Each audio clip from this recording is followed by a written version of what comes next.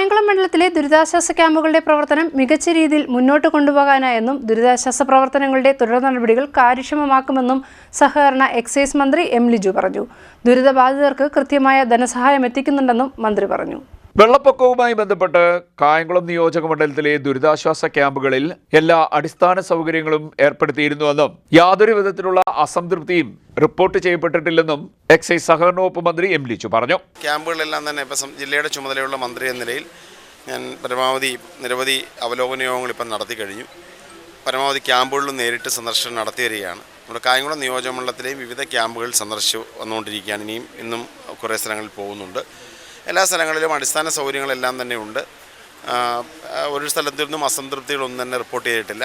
ആവശ്യമായ മെഡിക്കൽ സൗകര്യങ്ങൾ, കിടക്കാനുള്ള സൗകര്യങ്ങൾ, ഭക്ഷണം, വൈദ്യുതി, മറ്റ് കാര്യങ്ങളെല്ലാം തന്നെ നിലവിൽ ഉറപ്പുവരുത്തിയിട്ടുണ്ട്.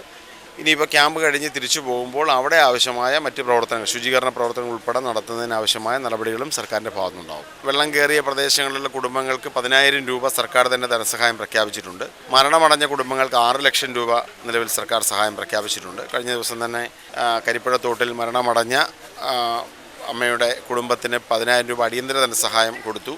ബാക്കി കാര്യങ്ങൾ അത് ചെയ്തു വരികയാണ്. അതോടൊപ്പം മറ്റ് നാശനഷ്ടങ്ങളുടെയും കണക്കെടുത്ത് വരുന്നു. അതിനാവശ്യമായ നഷ്ടപരിഹാരവും നൽകും. ക്യാമ്പുകളിൽ കൃത്യമായി എല്ലാ നടപടിക്രമങ്ങളും പാലിച്ചിട്ടുണ്ട്. ഭക്ഷണം, ഔഷധം തുടങ്ങിയ എല്ലാ കാര്യങ്ങളും കൃത്യമായി എത്തിക്കാൻ കഴിഞ്ഞിട്ടുണ്ട്. ഇപ്പോൾ നടക്കുന്ന ശുചീകരണ പ്രവർത്തനത്തിൽ ഉൾപ്പെടെ കാര്യക്ഷമമായ നടപടികളാണ് സ്വീകരിച്ചിരിക്കുന്നതെന്നും ദുരിതബാധിതർക്കുള്ള സഹായം എത്തിക്കലിന് താമസമിനായുള്ള നടപടി സ്വീകരിച്ചിട്ടുണ്ടെന്നും മന്ത്രി പറഞ്ഞു. CDNet news, Kayamkulam.